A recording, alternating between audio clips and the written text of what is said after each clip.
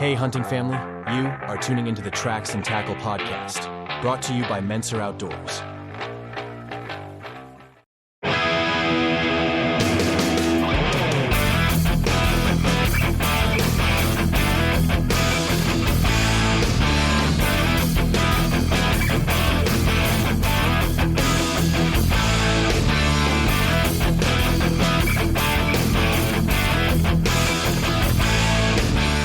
Hey, hunting family, are you tired of old squeaky garage door ruining your day? Well, say hello to our newest sponsor, Interstate Garage Doors. Whether you're a hardworking contractor, building homes, or a homeowner in need of an upgrade, Interstate Garage Doors has you covered. With their down-to-earth expertise and top-notch service, you can trust the Interstate team to get the job done right.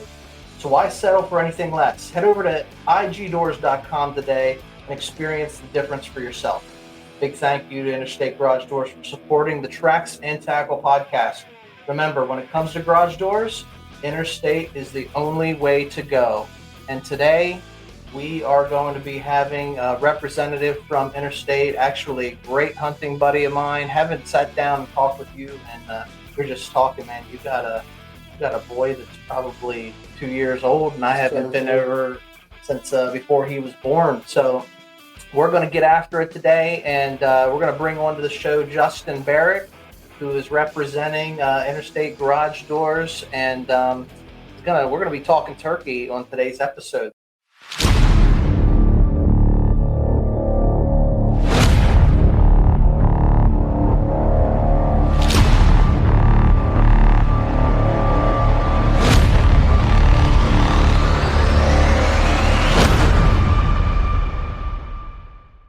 Justin, how are you doing? Doing all right.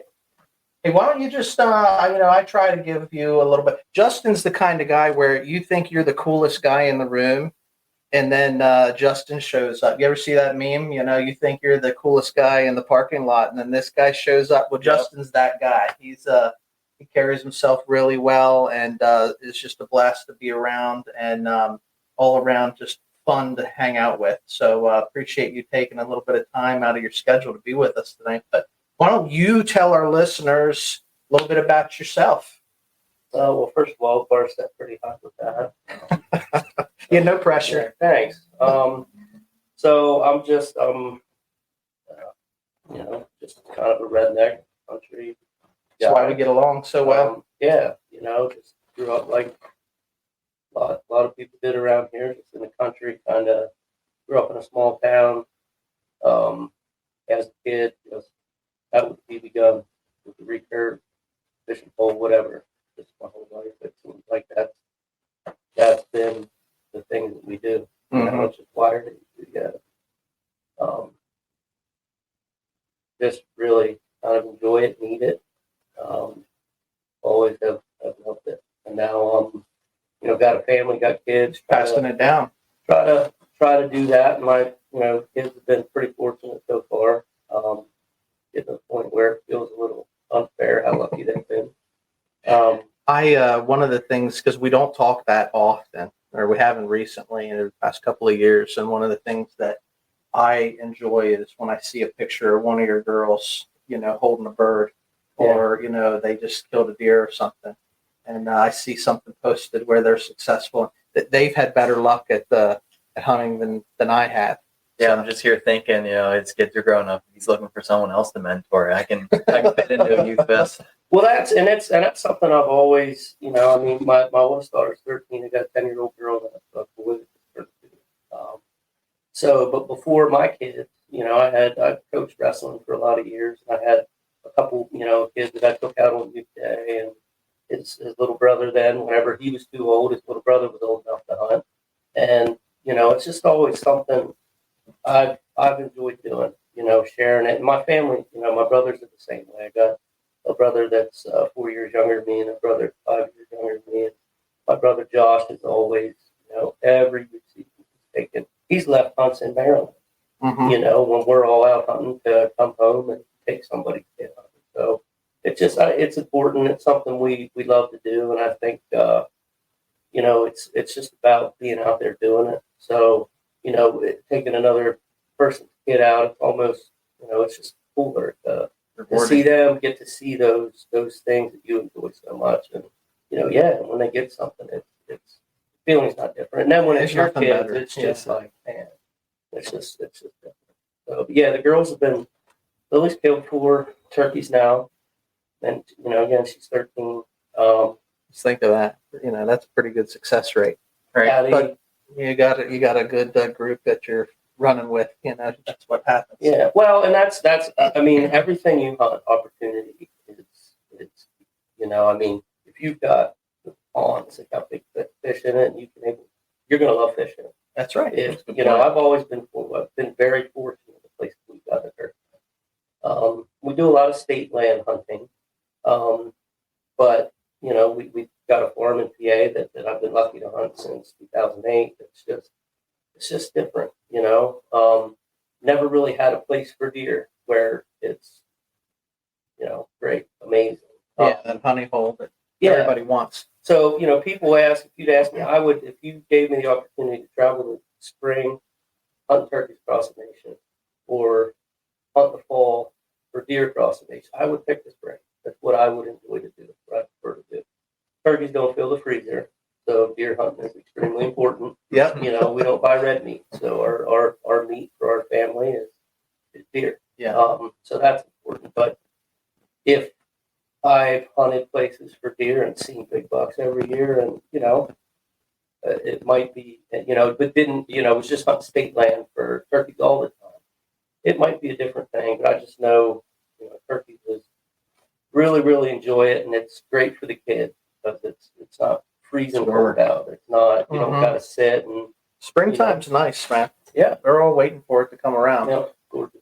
Hey, listen, before we get into it too deep, I want to touch on, interstate garage doors. You guys coming on board, giving us a little bit of love. And so I want to make a mention of that. So if you want to talk a little bit about your role, what you guys do, I know sales, service, and parts. Yeah, so we do sales, service, installation, commercial, residential. And I mean, the company's been in business. We've been interstate since 95. All right. I've been there since 05. And really it was just kind of, it was the thing until the next thing. At that point in my life, I guess it was just, you're just getting by. Really, Yeah. so what do I need to do to, keep things going until I can get out there hunting? So, and here I am all these years later, and it's just great people, very. And you guys service, the 81 corridor. Essentially, yep. It kind of 81 and then 70 like that, Frederick, but 81 from up above Harrisburg down to Martinsburg, and we'll go farther. It just depends on the situation, but yeah, we got a lot of trucks out on the road, and we're just Good group of guys. I mean, everybody that I've met, I know you and some other guys that do work with you, and you guys are all salt of the earth. So great partnership. I want to make sure that we got that front. The second big question that I had before we dive in and start talking hunting too much is, how are you liking Tracks and Tackle? I like it. I listen to podcasts a lot. I listen to a lot of Mike Chamberlain stuff, the turkey doctor. Yeah. If you want to know turkey stuff, that's as far as the biology and stuff, that's where you're going to go. I listen to a lot of that. But I've been listening to Tracks and Tackle stuff, and it's cool. It's different because when you know the guys. Yeah, similar upbringing to yourself. Yep. Yeah, and that's the thing. Like, I think sometimes you see somebody on Instagram or whatever, and you don't know anything about them, and automatically it's this, on the internet, social media, all that. Yep. Part of the problem with that is anybody can seem like an expert. Yeah. Well, So that's you just get kind of that vision, but I mean, just like you always say, go into a room, you don't have to know anybody. Hunter's going to be able to talk about stuff, and That's right. and that's all it is, and it's cool. And I mean, you don't have to be part of it to enjoy listening to stories, because you had stories similar to that. You can picture it happening as they're saying it. That's the idea, really. Is if it's relatable, then you can attach yourself to it. So when someone's telling a story or sharing a story, and I'm like, well, I've had something similar like that happen, then I can connect them to that. So that's what we're doing. We're just making some memories, and it's cool when you start talking to people, and then because we just started like not even a year ago doing the podcast, and people are starting to find out that we're doing it. And, I always say there's somebody out there smarter than me. So the whole goal is to bring those people on. Yeah, learn from them. That are smarter than us to educate us and educate our listeners as well. So, cool, man. Well, thanks for coming on the show. I'm excited about it. Yeah. Hollywood, how are you doing? Doing good, man. Just getting off work. Glad to be in the studio. I know we're still working on formally calling a studio home, but the setup here we got's great. We're able to sit cozy. Just excited to be here with Justin and pick his brain about turkeys. Yeah, we were hanging out last night, and he was pretty pumped. Pumped about meeting you. I like I said, I've been lifting you up here, legendary status until you meet the person. You can talk someone up, but then once you meet them in person, then they got to live up to it. Well. All right. Well, listen. We brought you on to talk turkeys, but you got this connection with the outdoors, like we have with the outdoors, and want to just sort of discuss what draws you to nature and how it influences your hunting practices. I'll turn the mic over to you, and certainly let you share your thoughts. Well, again, like I said, we talk about it, just kind of sort of in. My earliest memories are being a babysitter and having to come pick me up and go to deer. Yeah. Like that. But other things happened at that time of my life, I'm sure. But what I remember is that. Like, I don't, what made it happen? It isn't like you can specifically teach somebody to love something like that. It's just it's just in you, And so that's it. That's it. Always, my dad built wings for race cars when I was a little kid. So like out in the garage, I'm flinging arrows at the target while he's building wings, and you have fun shooting the target out, and then you're wanting to go out and kind of see what you can hit. And it's just fun. So I think that's how it starts, and then it all just grows. And the kids now, as a parent, I can't put it all on them, pardon me, but the amount of time that your kids spend with their face in a computer, a tablet, screen time, kind of like, man, it's just, it's a bummer. But we didn't have that.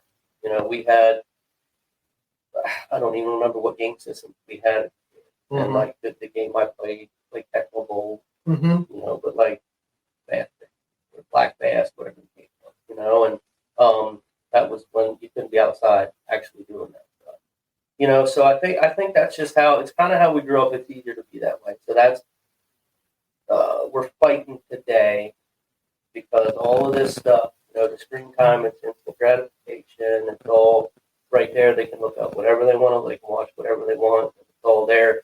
Us, we were outside trying to figure out, okay, what can I do with this stick? Yeah. Where, I was thinking like when you have fun. Yeah, I was thinking whenever the first bow, and when I started flinging arrows, I didn't even have a bow. It was basically probably some balsa wood with a handle and a grip and some nylon tied to it, just a child version of a recurve and some old arrows with blunt tips, and it just, you got into it at a young age because it was modeled for you. When you grew up like we did. So different time. So that's what we had to do. We were out there. That builds what you do. Yeah. A lot of parents nowadays, and I get it. Like, you had a long day at work and you want some you time. Real easy. Just hand the tablet, let the kid stroke. Instant gratification, as you brought up. But it takes away from just the enjoyment of reality, if you want to use that word. And it's, things that you can't necessarily, like when I was a kid, on a bike, we could go. Going. Like when it's time to eat, when I'm hungry, I'll be back. When, whatever, fishing pole, whatever. Now that you can't, like, I can't let my daughter just get on a bike and ride 3 miles up the road to the lake. You know what I mean? Like, it's not the same. It's a different world, and and it's a shame that it's that way. But some of it is that, and you got stuff around to do around the house. It's just not. It's not as easy to say there's a mound of dirt out there. Go, Sure. Yeah. It's just So it's kind of an innocent thing, Paw Patrol. I got stuff done, But yeah, it's just it's a different deal. I was talking to a guy at lunch today, and we were just talking about how far technology's come. And I know we're getting off the hunting subject, but it's a reality of the world that we're in. And the message really is we want to encourage outdoor activity. But I was just saying, like, think of my grandparents, like they were on a farm didn't have electric in the house or running water in the house, and you went out to the pump for water, and they were horse, mule, plow. There was automobiles existed, but they didn't have that.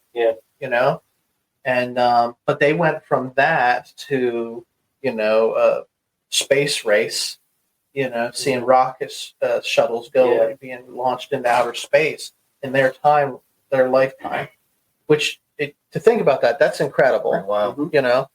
But our kids that are growing up nowadays, the technology's moving so fast. Like in the next 10 years, it might not even look like it looks today. So it's interesting, but when you got folks like us growing up the way that we have, I know that you're passing it along.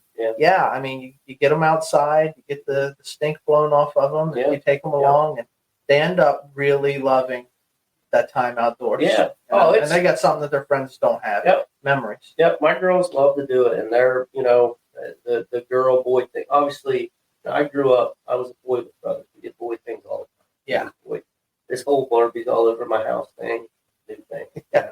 Was a new thing. Uncharted territory at first. You don't really know. I don't know what they're going to want to do, and you don't want to force feed it, but like put it there. And I've been lucky for the kids to take it. They love being out there, and it's Lily, the Maryland youth, when we hunt, we're hunting public land and we're hooking it. And I mean, 3 years ago, I think did like 8 miles in the 2 days. Kill a bird. Didn't come close to killing a bird, really. Last year, killed our bird last minute. I'm sure we'll talk about that. But like we walked 10 miles. That and she's there every step of the way. Not a word. Just right with me. So happy, proud, and blessed, and whatever. But I think that the big thing about this technology stuff is, I was talking to I don't remember who it was. It might have been Chris, my brother. But we were talking one day, and we were just talking about like with our kids. I mean, obviously, we couldn't hunt till we were 12. Right. And we could go along, but we couldn't hunt till we were 12. Well, now these kids can hunt at whatever age. Lily killed her first turkey at 9, maybe. We were out at 8. She almost killed her first turkey at 8. 8. Think about it. But we try to make everything so perfect. We give them a rat. We make them comfortable. But then like when you're in the woods and you got to make something, it's not a script. They do what they do, and you have to make something happen. And even like rabbit hunting, it's so hard to get a kid, a 9-year-old on a rabbit to see They're it, quick. be able to get on, and they're sitting there, but they can't see them, and the beagles are coming, and like you got it, but it's hard. But you try to make everything so perfect that it's hard to know that they can do what it takes sometimes to make it happen in that moment when things don't go perfect. And I think that's where, as a kid, we were out with BB guns. We were out with our boat. Like, we were having to stalk up on that rabbit to bounce an arrow off of it. We were having to, you're flushing Tweety birds, whatever you're hunting with. Like, you learn some things that you don't think about. Like, we learned how to do some things that now, some stuff's caught, not taught. Yep. So I think that's the biggest thing. Like, I feel like I've noticed that we were just talking about, like, as a dad, I try to make everything as easy and as perfect as possible. You want to be successful. But I wonder, if maybe, I did it a little wrong, because, but Lily's bird in Maryland last year, she did a fantastic. She did exactly like it wasn't on a rest. It was great. So they're having success, and as long as they keep going out, Having fun. Wanting to spend that time with dad, that's what's important. Yeah, right? and that's great. That's great as as a family, and making more people that want to do it. Yeah. Your dad tells a story of his one buddy that set his boys up, got them going, made it so easy that they didn't want to hunt anymore. You know that story? Well, one of his hunting buddies or his buddies growing up, he set it up, did all the scouting, deer hunting, and everything, and the kids went out and shot a nice buck on the first time ever going out. And they're like, "There's nothing to it. I don't." It's got to be a good balance you got to find. So they don't hunt because they didn't think there was no challenge to it. So, And I think they get used to that. This is hunting. This is hunting. We go out, we just sit, and that's exactly what we're talking about. You want them to be successful, but you need them to understand too that we're out here doing what we came to do to get something up.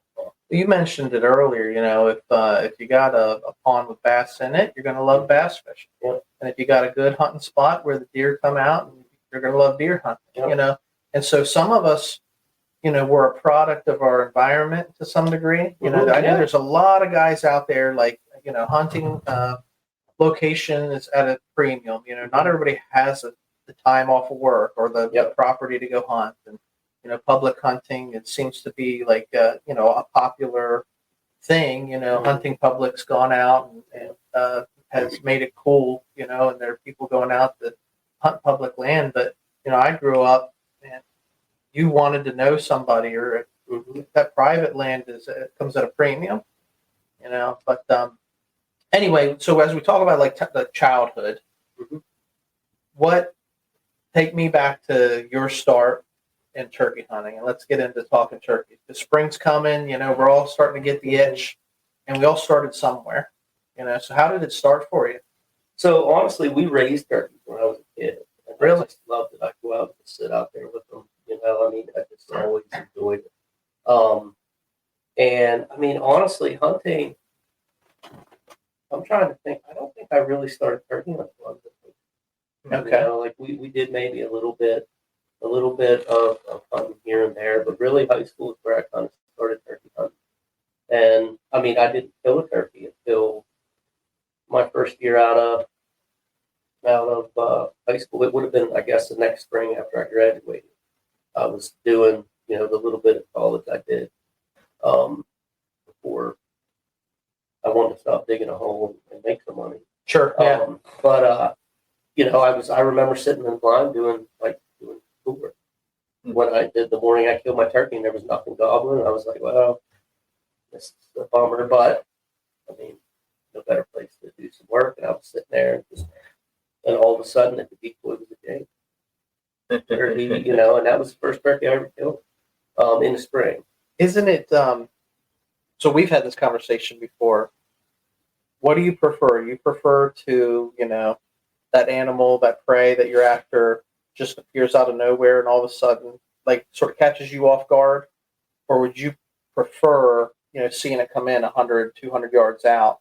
2 hours earlier. It's on its way versus that animal just jumping out from behind a tree and, all right, there's the bird.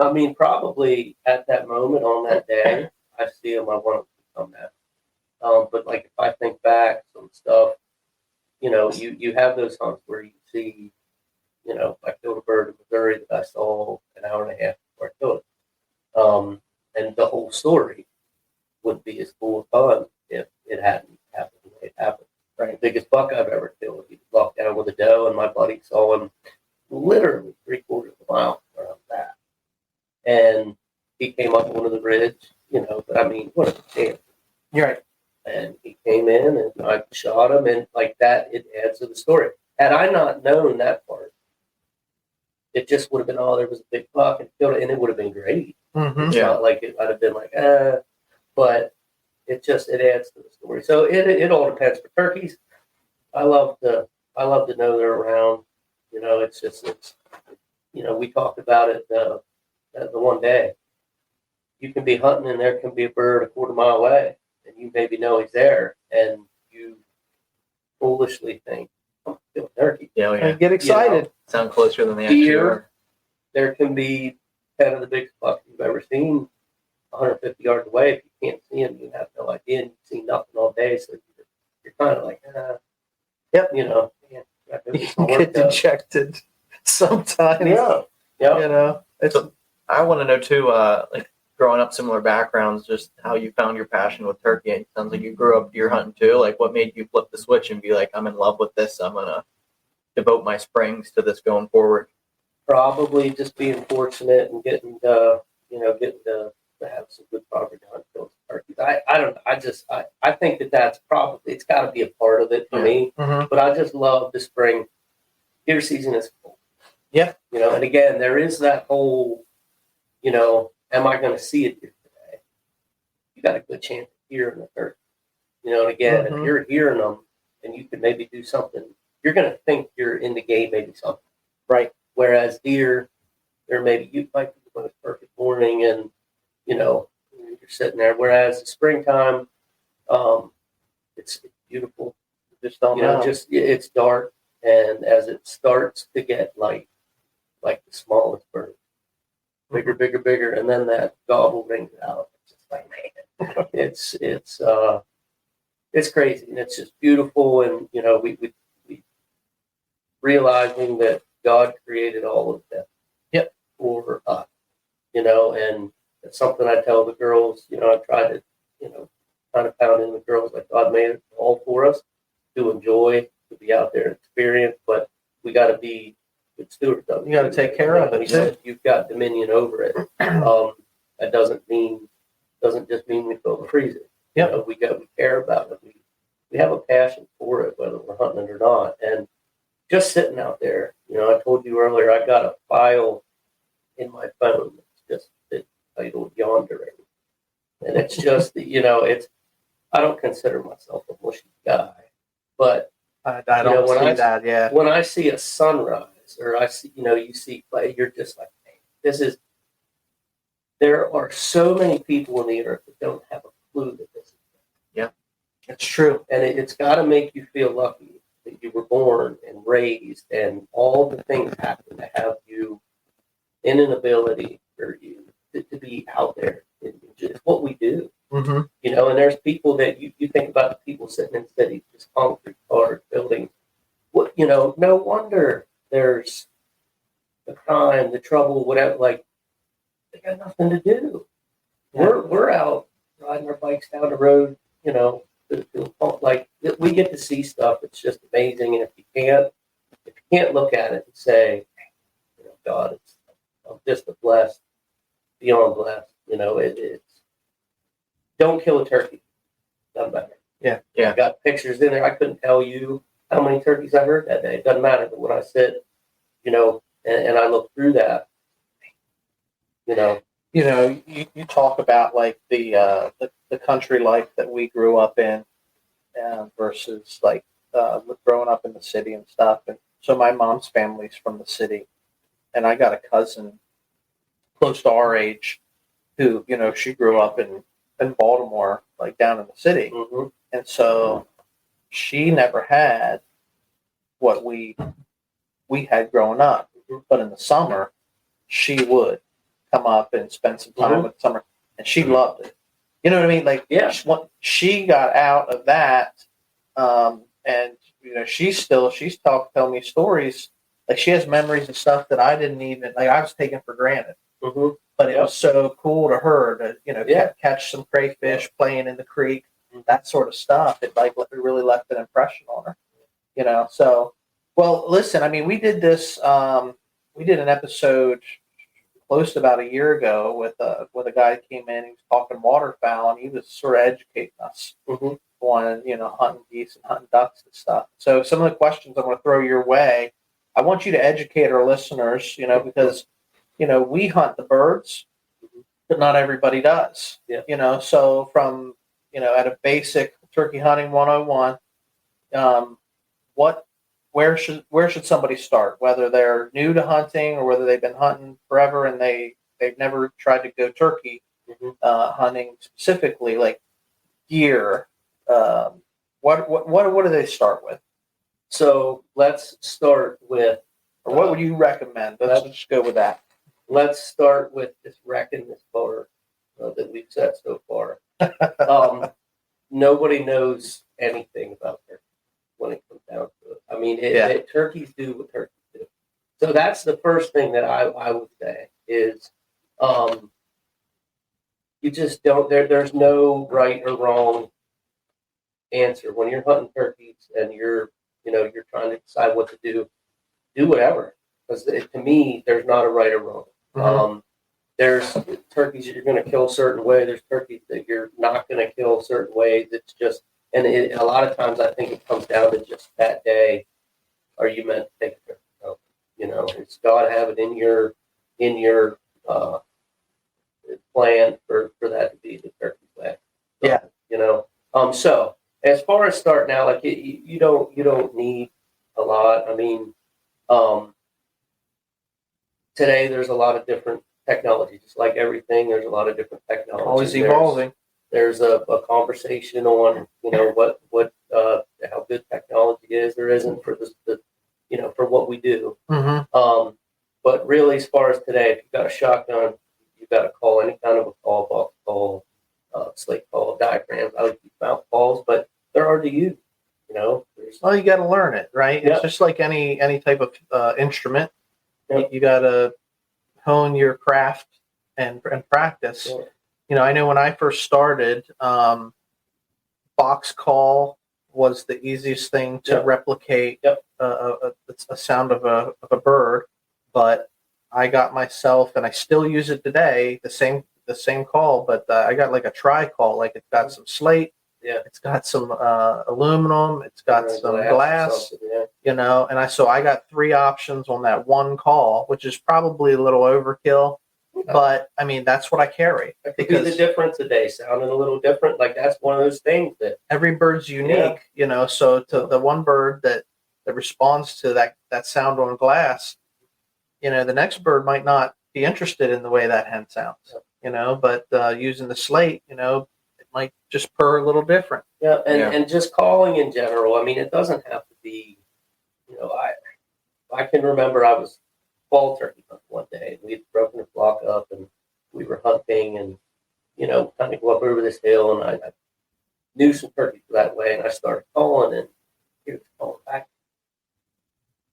The closer it got, I'm about to get shot because this guy is coming, and he doesn't, bless his heart, he doesn't know how to call. He sounds terrible. And I'm just like, it got to the point, it's getting closer and closer. There's a little rise there. And I almost was like, hey, but I just kind of stood behind a tree, and it kept coming closer, but I couldn't hear somebody walking. Like, what is, and it just kept coming, and it's squawking. It sounds terrible. And up over the hill popped a hen. And I'm like, I'd have bet it was a learning that I had at the time was probably not much, but yeah, so that's the thing. Like, you listen to these turkeys, and it's not. And the other thing, like, if you watch a lot of Pinhoti prospectors, I watch a lot of stuff on YouTube. Dave Owens, like he's amazing. But you listen to him do competition calling, right? And then you listen to his hunting videos. They're not long. They're not. He's very good. He's amazing when he's in competition. You're trying to sound like a turkey, like they want in competition. But when he's hunting, he has basically two or three major sounds. He does a lot, and it doesn't matter where he's at. It works. Sometimes it doesn't work, But it just goes to show that, if we as humans are trying to sound like turkey, you can do that, but in the hunting woods, they'll react to different things. He's still a good caller, but the noises just aren't. Yeah. So you don't have to be great. Just get any call, and a lot of times less is fine. I know people. My middle brother, he will shred a mouth call to pieces. I don't know how his mouth calls last. goes and goes and goes. But You just picked up some mouth calls Yeah. a couple months ago. Yeah, I've been working on using those. It's a little bit different. Like I relate to like football mouthpiece, like gotta be right fit. So it's still uncomfortable figuring out. I looked up a few videos on trimming. I trimmed it down a little bit. I still think I need to modify it, but you always can take off, but you can't put back on. That's right. And it's tough to get it right. And then you don't, until you use a bunch of them, you don't really know exactly what's right either. So I actually have one. We have a buddy that lives in Ohio that used to make calls for a company, and he had sent me some this spring. And but then I had gotten a Pinhoti project call because there's this one sound that he does, and he's just like, I got to figure that out. And so I got this call, and I put it and it felt totally different. And I thought I need, the tape is actually bigger on it. And there were certain things I could do with that call that I didn't feel like I could do with the other one, but the other one sounded good. And I'm like, well, maybe the tape needs to be bigger. That's me all these years later thinking, okay, how do I get better? Yep. We're always trying to improve. But I put the two calls together, and we're talking a 64th of an inch of tape. So it can't be the size of the tape. Maybe it's the thickest. I don't know what it is. But I know that in my mouth, on my palate, that, or like it just feels a little different, which allows the air to hit a little different, which gives you some sounds that, I feel like that's probably why I can get some sounds out of that I can't from the other. So, and it's with a mouth call, like there's a lot of different things too. I don't think when they try to sell you calls, everything sounds great. Like they don't tell you when they're trying to sell a call. Well, this is ghost cut. You want your air going down the center of the call. A combo cut, the stuff's going to be on the right side. Your air has to be going down the right side. You want to hit where those cuts are. Like you as a caller, your air is going to be somewhere. And you can usually tell by that mouth call when you're ripping on it, you pull it out. Each side tape, is it even? Or is this like this and this side's like this? That's how mine is. So my air is coming out the right side. Mm-hmm. Is it this way? Because your air is coming out the left side, and really you need a call where the cut's on the left side. Mm-hmm. Something that just has a little V cut, there's not a whole, you can do some stuff with that, but you're not going to get the versatility of the different calls.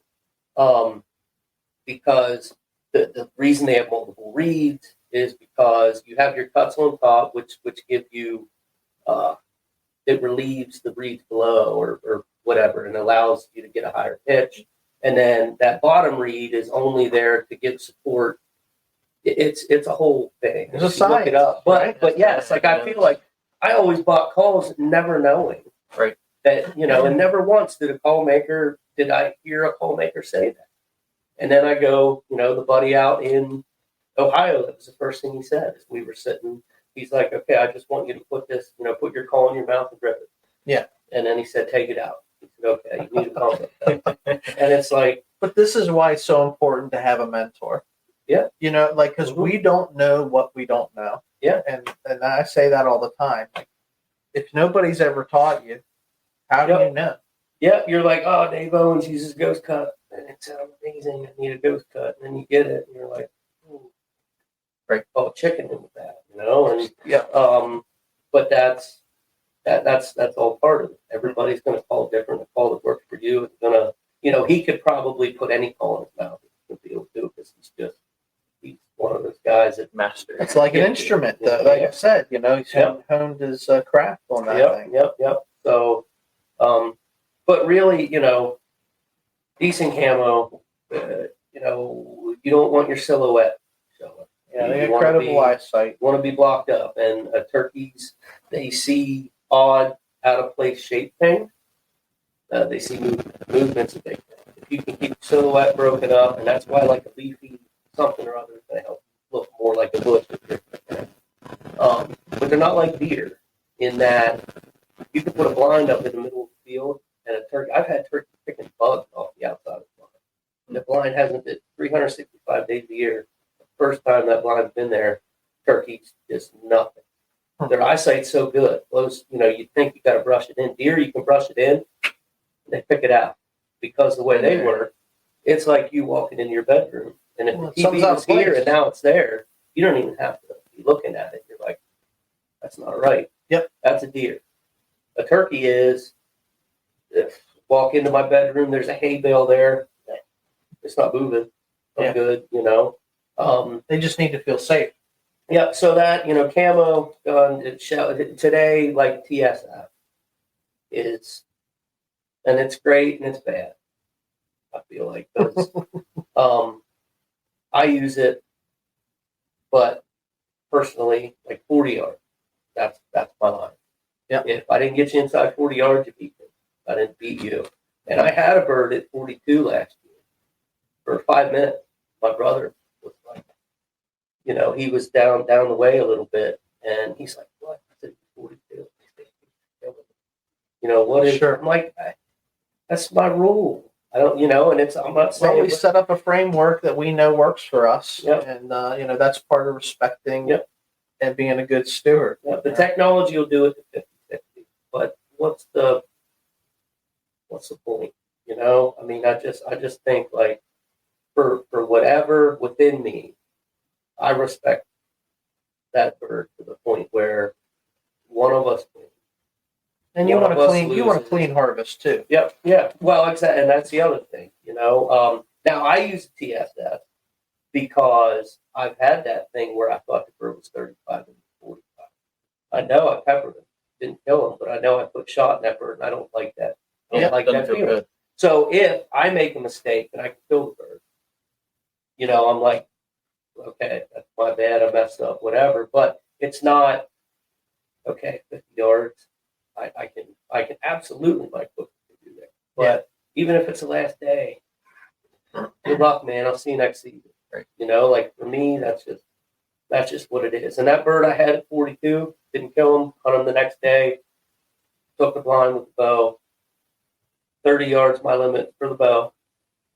His hands are right in the decoys. He came with like 35, and I had my gun,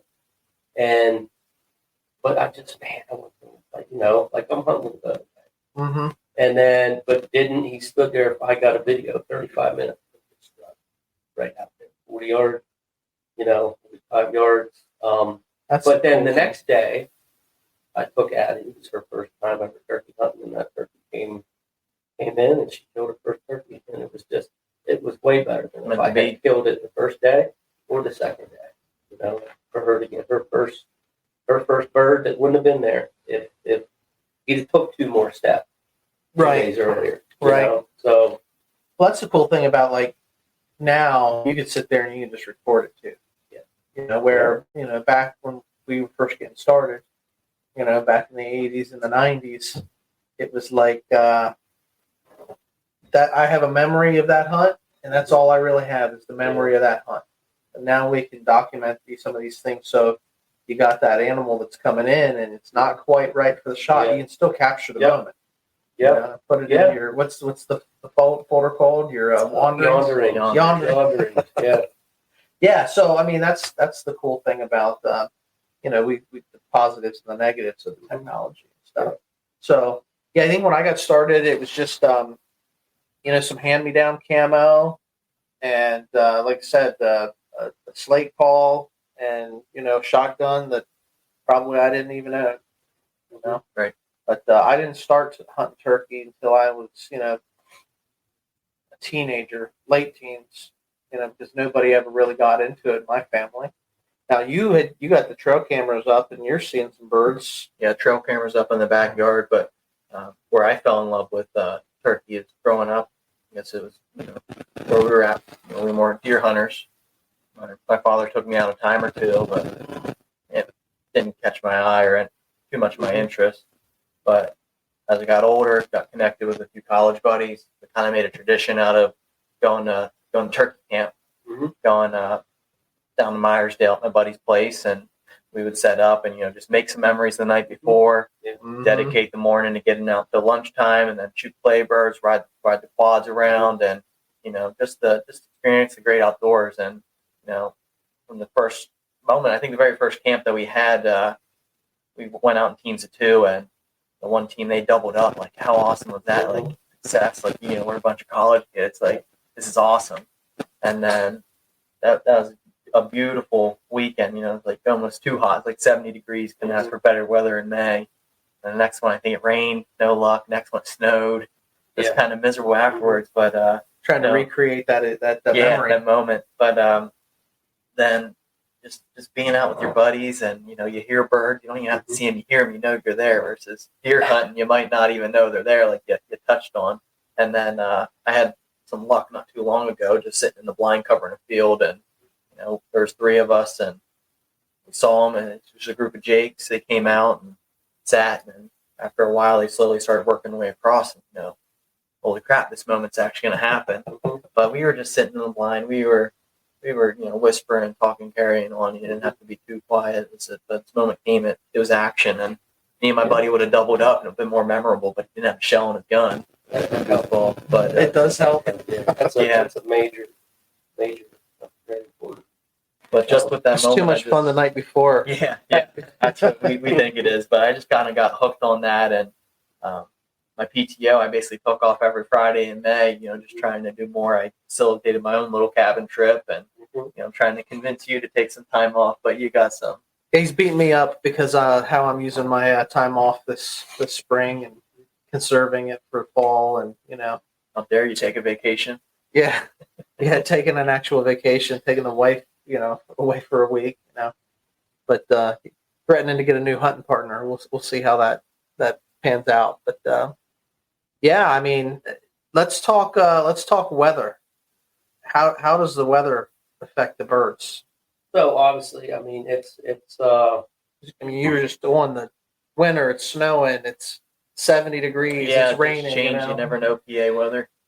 We hunted Maryland opening day, I want to say.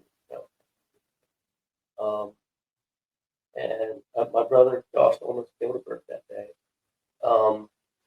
But rain. They a lot of times, like, I'll focus on. Mm-hmm. That's they kind of want to be in the fields. What it is, I don't know. Again, it's turkey. Why do they do what they do? My assumption would be that they, if it's raining hard, they'll want to get in the woods out of the water. But if it's not raining hard, I think a lot of times they want to be in the field, maybe because they can see, maybe they can't hear as well. Right. Maybe they can't see as well when it's raining. I don't know. But they seem to want to be in the field. So that's 2 or 3 years ago, I killed a bird up at our ground that I'm pretty fortunate. I get to hunt a lot of mornings for work.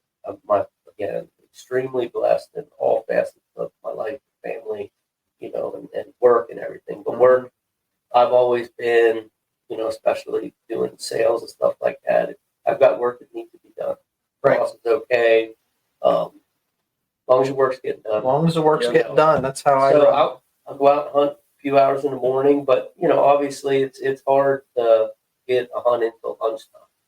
Unless I know the birds or I just got to stick. Yep. But so there was a Saturday. I think it was the first Saturday 2 years ago.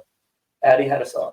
So it was like I had to leave, and I was working some birds up at the ground and got on one, but the neighbors kind of came walking up through where the birds were. So I went to leave, and as I was going to leave, I saw in the field there was a strutter, and I stopped the truck. Now in the situation, I got to, decision point, and it's okay if I don't go to Addie's game. And I felt like I could make a loop and get in the edge of this field plot that we have and have a chance at the turkey. I went to Addie's game. Long drive, a lot of thought. But went, watched soccer game that next Saturday. Like, I'm going to go up, and I mean, it isn't, I saw turkeys in that field, so they're going to be there. But it might have been 2 Saturdays later, something that week. My buddies had hunted up there, and there was a little bit of weather, and the turkeys were in the field on the naked, and it didn't work out. But that Saturday, we were supposed to get rain like a lot. And I thought, Saturday, I don't work. I actually can go, soccer's going to get rained out. So I went, I actually drove the truck out through the field because it was set the blind up, got my stuff in there, drove the truck 200 yards down, parked it, we're kind of out of the way, which doesn't matter. The turkeys, I've watched them walk right by my parked vehicle. as I'm sitting in the blind, and I could have As long as they feel safe. stayed in the truck. Yeah. But you know, and I'm sitting there and nothing's gobbling, can't hear anything, even if it would. And I don't know, hour after light, and came in, and here comes this gobbler. Bear went down. But my thought was, it's going to be raining. I'm expecting them to want to potentially be in this field. They're Sure. either going to be in this one or the neighbor. We'll have tendencies, right? Yep. Yeah. So that's weather, you know, rain, openings, you know, stuff like that. Now, if it's rainy and then it starts to get sunny, you know, they're probably not going to gobble a lot of rain. Rains that breaks and get sunny, it can get really good. You know, they can want to talk. It's all just depends on the mood and what's around. And they spent all morning not gobbling, trying to get them to come to them. So maybe, I don't know, I'm guessing maybe they're eager to do that. So it makes them come out a little harder. Yeah. Makes sense to me. I wonder too, windy conditions. So where we do some of our turkey hunt, it's mountainous terrain. Or the mountain peaks, it's windy on one side and it's peaceful on the other, or it's raining on one side and sunshine on the You're either other. getting a north wind or a south wind. So there's just something about like when you're out hunting, like instinct kicks in and you're like, what would I do?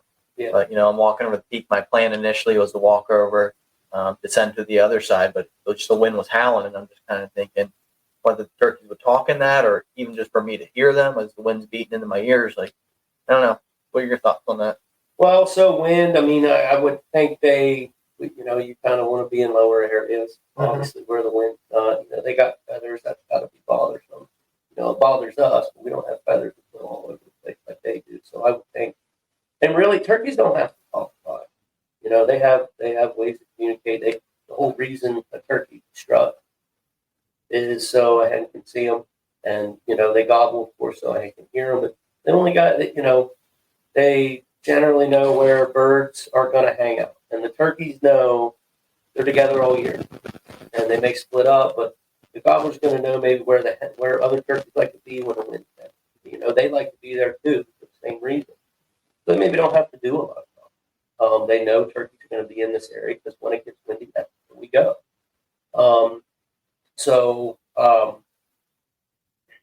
They probably won't. I would think they wouldn't talk a lot, and if they do, it's harder for you to hear them. It's harder for them to hear you. But if you can get into those areas where they're kind of protected from the wind, you're going to give yourself a chance to be around her. All right, that makes sense. And then sitting here, we talked about calling and we talked about gobbling. You know, that's what gets us excited. That's what gets the hairs up on the arms. Just cold mornings when the gobble echoes. Right, wakes you right up. You're not cold anymore. But in your arsenal, do you use anything to replicate a call? I've seen some people can use a mouth call and use it as a call, use it as a gobble. So I can't. I wish. I'm jealous. Yeah, I'm jealous impressive. that I can't gobble. And, you know, Bo Brooks is another one of those dudes. It's just what he can do with it. That's not real.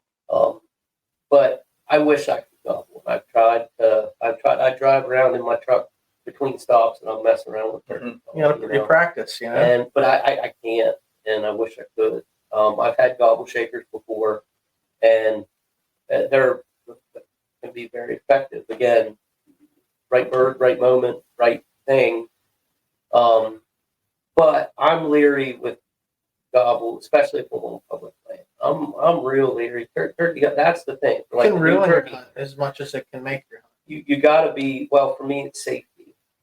Sure. It's safety of it. You know, people are listening to gobble. Yep. So, like, that's a big thing. When we're hunting state land, in, you know, Maryland, whatever, I don't do a lot of gobble chasing, especially if I got to do, you know, down, up. Yep. You know, if I'm on a ridge where I can see, okay, let's, you know, I'm not afraid to move as much. But in Maryland, where we hunt, it's a lot of down and up, and it makes me nervous. I know that there's zero chance that you should ever mistake a hunter for a turkey. Zero chance. You've got to see a beard. There's so many things It that still happen happens for you, Yeah. and it happens. Yeah. And you know, I don't know that it's every person that does it is a bonehead or whatever. Like, I don't know, man. Some people just get so worked up. I don't know what they see, but it makes me nervous. Yep. So I don't like to do so. State land, even if I thought a gobble shaker is going to kill a turkey, I'm probably not doing it unless I know for sure there's nobody around. Let me ask you this: like, you got a gobble shaker, and time of day, first thing, it's still dark, on the roost. Is that a good time of day to, if they're in the neighborhood, or do you hold back until daylight? I'm probably not gonna. That's gonna be one of the last things I'm gonna do. Yeah. Because in the morning, especially a bird that there's a chance that he's meant to go home in the back of the truck. Mm-hmm. He's probably gonna be gobbling on the gun. Right. Right away. And for me to try to get a turkey gobbling that way again, where at what point are most of the hunters in the woods listening for one specific thing, and then you hit that gobble shaker. To me that's more like a mid-morning thing. Yeah. Maybe use something like a crow call in the morning or something like that. We locate. We hoot like a barred owl. And again, that's something you don't have to do. It's all frequency. If you listen to Mike Chamberlain and a lot of his stuff, it's all the reason they gobble at a crow, a barred owl, somebody throwing a rock off a stop sign. Yep. It's all within like the frequency band with whatever the deterrent is. So that's why they gobble at it. Mm-hmm. You don't have to be a great hooter. But it's one of those things that, like, when we do it, you try to get good at it. You want to be good at what you do.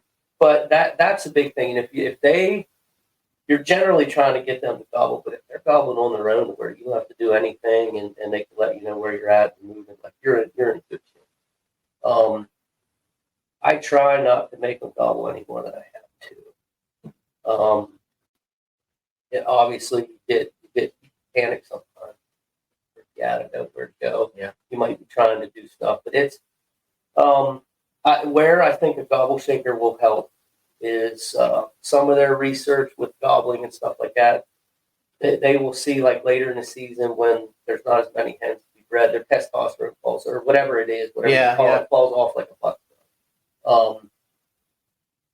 They have their data says there'll be days where there's just no gobbling, and all of a sudden there's one day where it's like off the hook, and then 2 days of nothing, and then off the hook again. And what they're saying is, what the research, they think the research shows is, for whatever reason, there was a receptive hen around one gobbler, and he got going, and that fired up, that keyed up. Yeah, that makes sense. It raised the testosterone in the other ones, and then all of a sudden you kind of have a gobbling, in an area that you're like, where did this come from? So maybe in that, if there's nothing good, and late season's a great time, because I wouldn't be as afraid to do it then, because most people are home. They haven't been gobbling. Not a lot of people, except for the people that just love to be out there, they're going to be out there. So, maybe you can get them. That's something I don't have a lot of experience with. Just again, trying to put 2 and 2 together with some of the research data that they have. So, I want to try to land this plane a little bit here, because I don't want to keep you all night, because we could sit here and we could talk all night long about this. Yeah. So, if you had, like, any messaging that you would want to say to somebody that doesn't, they're just getting into it, they're just getting started, and a newbie, what advice would you give to that newbie? So, for me, a big thing is and etiquette. I don't know, etiquette's a fancy word, but, like, last year, the first day of Maryland, it was real windy, and we went into some public and hunted. We got there way early, stood by the truck. First truck pulled in, okay, let's start heading back to the one road. Go back to one road, there's a headlamp, I don't know behind. We go back, and we got to where the turkeys start the route, the next couple hundred yards. The headlamp disappeared. And we're just slowly picking our way through this stuff. It wasn't quiet stuff to walk through, but turkeys could be anywhere. Sure. So we're kind of even, and we get up, and, like, we can hear this on the backside of the ridge. There was a little ridge, and it's like, must be weird. Let's let we'll let them go. All of a sudden, there's a headlamp. He, like, hoofed it around him. Hightailing around us to get in front of it. Not only from an etiquette standpoint, point. Mm-hmm. Does that bother me? But more importantly, see, you're taking your safety. You're putting, you don't know us, and there's 3 of us. Well, it's like defensive driving, man. You don't know the other guy on the road. Yep. So that's a big thing for me is just, realize that you're out there with other people. They're trying to do the same thing you're doing, but you don't know them. Mm-hmm. And you don't know, it happens every year. And I don't understand how it does, but it does. So that would be the big thing. It's like, and having a mentor to teach you that kind of stuff, that's the big thing. You get to a gate and there's a truck, fiddle different. I don't care if you were there listening to that bird the night before, fiddle different. Go find another. It's good advice. It's just, it's so that, and the other thing would be, kind of as we had talked earlier, when you're out there doing it, you're doing what you went to do. Mm-hmm. If you're out there and you're walking through the woods, you're trying to find a bird. That's what you're there to do. And the hunt, the Youth Maryland hunt last year with Lily, that was the thing that we kind of all weekend. We hiked over 10 miles. And she was there with me the whole way, up, down, and we got our butts kicked on Saturday. Over here historically it's better. So then the turkeys start gobbling over here. So you make the big loop. Let's go. She's every step of the way with me. Get over there. They got more energy than us anyway, Justin. They've moved off. Now the birds are gobbling here.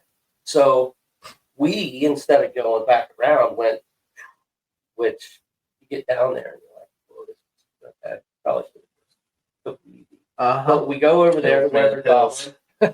And we're over there, and those birds have now moved off or shut up. And this guy, 9:30, pops back, and he's standing where it has to be right where we were calling from in the morning as he gobbled away. Mm-hmm. So then it's like, okay, I said to her, I said, you want to go? I could tell she kind of didn't. I was like, well, it's your hunt. Up to you. Yeah. Well, I don't know what to do, Dad. There's nothing right or wrong to do. You make your choice and you live with it. So we waited. Birds stayed there forever. It got within about 45 minutes at the end of the day. Birds didn't fire back up. So then we went. So, but all weekend, we're doing this hiking. We're just talking about. I just kept trying to say, like, hey, I love this. What we did. This is what I'm here to do. I love it. I mean, look around. It's beautiful. It's absolutely gorgeous. But great. We are here doing what we came to do. So this is success. We want to kill turkey, and that'd be great. But what I want you to understand is we're getting our butts kicked, but this is what we came to do. And when things go well, days like today, it gets even better. Yeah. You're kind of speaking cliche, but it's true, and that's the way it is. And we hunted. The next morning we went in, and she didn't want to walk as much, so we said we're going to go back, start where that bird was. We're going to work him. He's going to go away from us, and we're going to lay up against a tree, let the sun hit him. And when he comes back at 9:30, you're going to kill turkey. Like that was our game plan. Yeah. And we did it. We went in. They were right where they needed to be, but there were birds over here that weren't there the day before. And he did his thing, worked away, and now we wait. These birds are gobbling, and it was hard to stay to the plan. But we stayed at 9:30, nothing. 9:10, nothing. And I could tell she was like. So I said, let's just go look at some new stuff. Just walk around. It's beautiful. Yep. Down there's some other ridges. I'll show you some new areas. So we go, we do it, and again, we're hunting. We're taking our time. We're listening.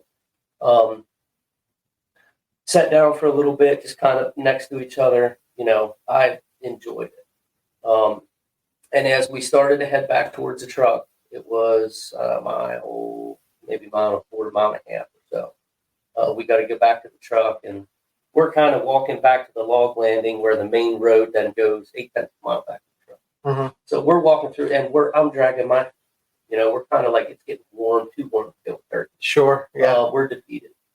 And we got back to the log landing. I was kind of bummed. I'm like, this girl, she walked so much. She deserves, like, yeah. You just in your head. Like, yeah. I want it for her because I want her to keep wanting to do this. And so we stopped the log landing, and I said, Lily, we had an awesome weekend. We did great. I couldn't be more proud of you. I said, we got 8/10 of a mile back. Barely easy walk. But we need to slow down. We need to take our time. We need to hunt our way out. because the only thing worse than us not killing a turkey this weekend is if we blow an opportunity in the last 8 tenths of a mile. Yeah. Like that's it. So let's just on our way out. And we did what we came to do. I love, Success either way. yeah. And so we walked about 80 yards, and there was some guy down there had big, like, and he did whatever this was, and she looked at me and she was about to say, "Damn, that," and the turkey gobbled like right down over the hill. Like we are busted right there. And we just looked at each other, kind of big eyes, and sort of crouched down and pretty open woods. But there must have just been enough saplings on the edge of that open lane that he must have been just down over the hill right there. He couldn't see us. So we backed up, got up against a tree. It wasn't even that great. But I said, okay, let's, get set. And this is where I didn't have time to get a wrap. I didn't have time to get everything. Yep. So I said, you're just going to put it on your knee. You have to do it the way the Indians did. That's okay? right. There's no dad helping you out here. So I'm around the back of the tree, and she's sitting there. I said, if he comes, he's going to come up that road. And as I was scratching the leaves, we're getting ready to sit, like he gone. Mm-hmm. This It's all coming together. Scratching. Yep. It sounds like, So I call a little bit, cuts me off. Cut a little bit, or call a little bit, scratch and leave, cut me off. Okay, now we wait. And I was expecting, again, he's going to come up this road right to us. Well, no, he rode the rim. Starts coming on the rim right around. He's gobbling the whole way, and Lily's still kind of on the road. I said, babe, you got to stay on the gobble. Well, she wears the game walker earmuffs. Yep. And you can hear sound, but there's no idea where's it coming from. Don't know. So I had to keep telling her, okay, stay left. She spins around the tree. He just keeps gobbling. I thought he's going to get the high ground behind us. He's going to end up in that landing above us, and we're going to be. But how awesome is that? He's gobbling, her heart's beating, my heart's beating. And as he got about even with us, I said, hey, I'm going to drop across the road and just down off the other side, 15 yards. It sound like I'm going away. Yep. So I said, you're on your own. You've got to see beard. You've got to have a good shot. You know what to do. Mm-hmm. And so she's sitting, okay. It's just like, man, this is what and I start crawling across the lane, and he gobbled in the gobble. So I got back to the tree. I said, get ready. He's coming. He come over. Sun's at our back. Pool. I mean, it's beautiful.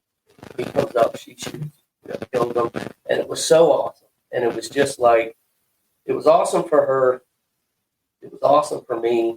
But it was just like everything we talked about.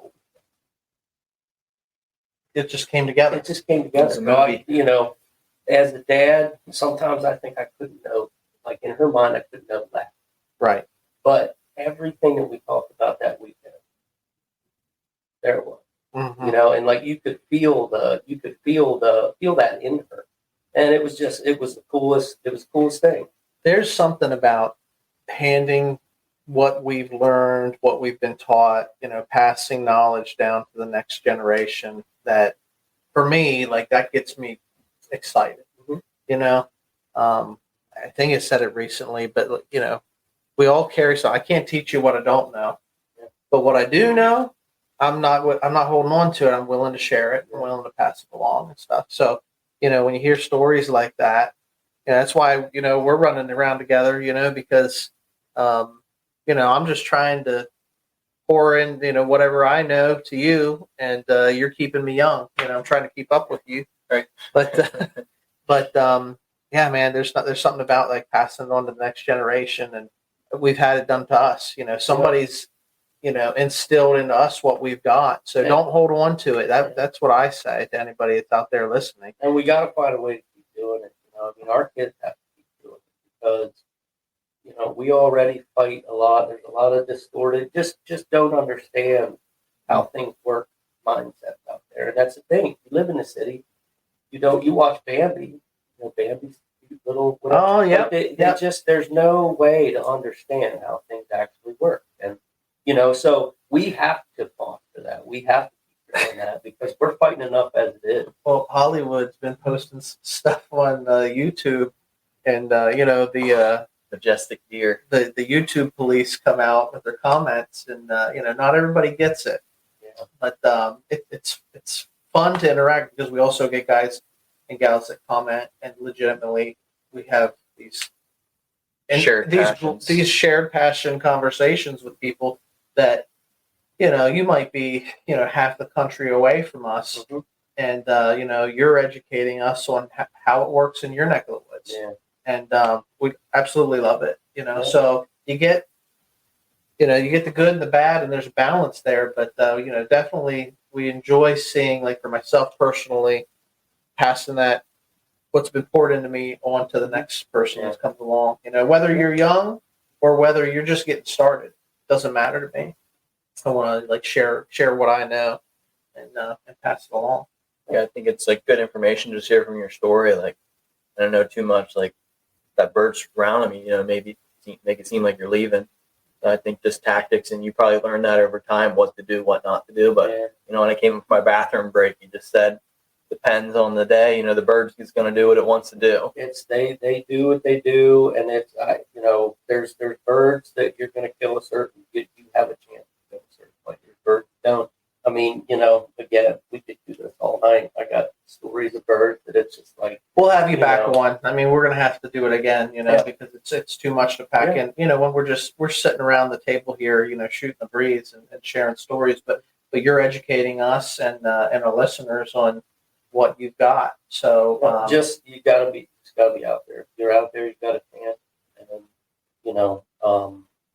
that's it. But while you're out, like I said, when you're out there, you're doing it, and if you can find a way to do that, if you can find a way to just sit up against a tree and listen to the birds, watch the sunrise, take it all in, mushy, whatever, if somebody that, I understand there's people that can't do that. I can't, because it's just not how I'm wired. Right. So, but that's a big thing. Just be out there doing it. And when you kill one, it'll be awesome. Save the legs too. Don't pitch the legs when you kill one. Everybody wants to pitch the leg. They take the breast and pitch the leg. Instant pot. Like 60, 70 minutes. Shred it. Fry it up a little bit. That's good stuff. Yeah, that's my other tip for people. Yeah, Don't listen to people say the legs are good. They're very good. We made turkey tacos at camp, and I guess you pick out the tendons, but you couldn't beat it, and just kind of knowing where that bird was from. It was just memorable. But then I was kind of blessed here, through work. I tell the girls I work with, if someone comes in, if I hear deer or turkey, like good luck. We're not working. Like you just got to keep me on track. Someone talk your ear off. But there was a young boy, and as we got talking more and more, I learned that he liked to hunt, and his dad was a huge turkey hunter. But I got talking to him, and he brought up he has I don't know how many thousands of calls. He's big into it, but just getting to know him, know their story. But he was telling me, you get a bird, save the wing. I didn't even know you could make a call out of the wing bone. So I thought that was fascinating. But ultimately, I was blessed. They brought me a gift when he was all said and done, and it was a box call. I don't know if you know the gentleman. I'm gonna have to do some research on, but Mike Lapp, yes, he's big in the calls here in Pennsylvania. So I got one of his calls. So it's extra fuel this year because fall allows motivate for deer. But to say I got a bird with one of those calls, I can send him a picture and be like, thanks, man. That's right, man. Just lay it down next to him, take a picture, and that's cool. Right, haven't forgot you. Appreciate it. A picture's worth 1,000 words. Justin sent me a picture the other day. I said, hey, text me a picture that, give me something that we can put some cover art on the episode when we do it or whatever. He sends us this picture. He's sitting there in the field with a bow and this massive bird. He's like, yeah, this little thing. It's like, it's like, it's like when your wife, she goes all out and she puts on the little black dress and all the, does her hair up and everything. She's like, oh, I just threw that on. He sends this like beautiful, beautiful picture, and he's like, man, I can't find anything good here. But all the pictures, like the pictures I have, like my kids and my brother, I got you, and it's just like, gosh, man. But I putting other people. It was a good pick. It was a good pick. Well, this is the best I got of me. So very good, though. Very good.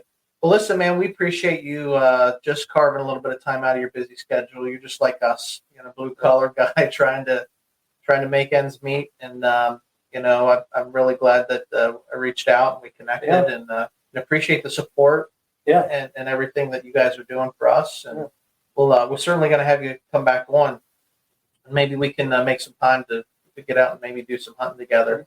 And I can show you our. That'd be cool. You need a cameraman. Show you our land. Well, now I heard on the last podcast that the cameraman's got to bring snacks. Oh, so yeah. I'm thinking, hold on a second. When we wrap this episode up, I'll tell you that story. But because we can get into it. But there's a whole story about cameraman snacks and is it appropriate or not.